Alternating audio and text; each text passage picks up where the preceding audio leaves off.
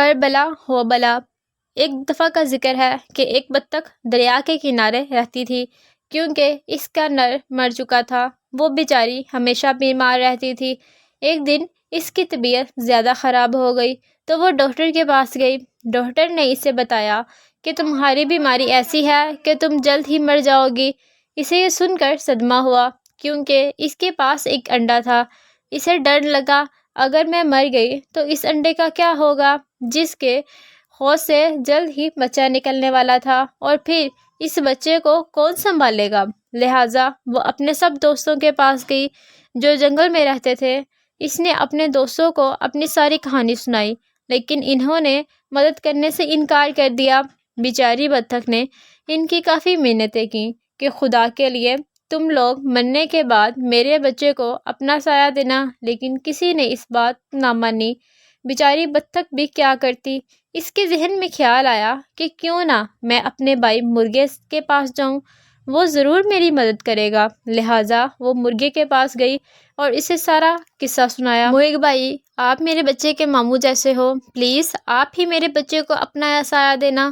مرغ بولا، میں تمہارے بچے کو رکھ لیتا لیکن میری بیگم مرغی یہ بات نہیں مانے گی، لہٰذا مجھے بہت افسوس سے کہنا پڑ رہا ہے کہ میں یہ کام نہیں کر سکتا، لہٰذا تم مجھے معاف کر دینا۔ بطخ ادھر سے مایوس ہو کر اپنے گھر واپس آ گئی اور سوچنا شروع کر دیا کہ اب کیا کیا جائے۔ اچانک اس کے ذہن میں ایک ترکیب آئی اور اس نے موقع ڈھونڈ کر یہ کام سر انجام دے دیا اور خود جا کر ایک درخت کے کنارے بیٹھ گئی۔ اس کے بعد بطخ کی طبیعت اور بگڑ گئی اور اسی بگڑنے کی وجہ سے اس کی موت ہو گئی۔ جب مرغی کے بچے انڈے سے باہر نکلے تو ان میں ایک بطخ کا بچہ بھی تھا۔ مرغ تو سب جان گیا تھا لیکن اس نے مرغی کو بتانا مناسب نہ سمجھا۔ مرغی نے کافی شور شرابہ کیا اور بولی، میرے بچوں کے ساتھ بطخ کا بچہ نہیں رہے گا۔ مرغ نے اسے کافی سمجھایا لیکن مرغی اس کے کہنا نہ مانا۔ مرغی نے اپنے بچوں کو منع کر دیا کہ بطخ کے بچے سے کسی کو کوئی بات نہیں کرنی۔ سب نے مرغی کی بات مان لی لیکن دو چوزوں نے اپنی ماں کی بات نہ مانی اور جو خود کھاتے تھے اسے اپنے ساتھ بطخ کے بچے کو بھی کھلاتے تھے۔ مرغی کو بطخ کے بچے سے سخت نفرت تھی، وہ اسے دیکھنا بھی پسند نہیں کرتی تھی۔ ایک دن مرغی کے ذہن میں ایک خیال آیا کہ ہم سب مل کر دریا کے کنارے سیل کو جائیں گے، ہم سب واپس آ جائیں گے اور بطخ کے بچے کو وہیں چھوڑ آئیں گے، اس طرح سے جان چھوٹ جائے گی۔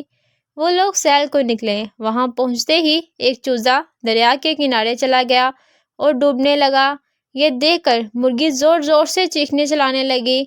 چونکہ بطخ کے بچے کو تیرنا آتا تھا لہٰذا اس نے فوراً دریا میں تیرنا شروع کر دیا اور اسے چوزے کو نکال کر باہر لے آیا۔ مرغی نے جب یہ دیکھا تو اسے اپنے کیے پر کافی شرمندگی ہوئی اور اس نے بطخ کے بچے سے معافی مانگی اور اپنا بیٹا بنا لیا۔ اسی طرح وہ سب ہنسی خوشی رہنے لگے۔ دیکھیں بچے، کیسے بطخ کے بچے نے مرغی کو بچایا اور کیسے اس سے بھلا ہوا۔ اسی لیے تو کہتے ہیں کہ کربلا ہو بلا۔ I hope you like my video, so please don't forget to subscribe my channel, press the bell icon. Thank you. اللہ حافظ.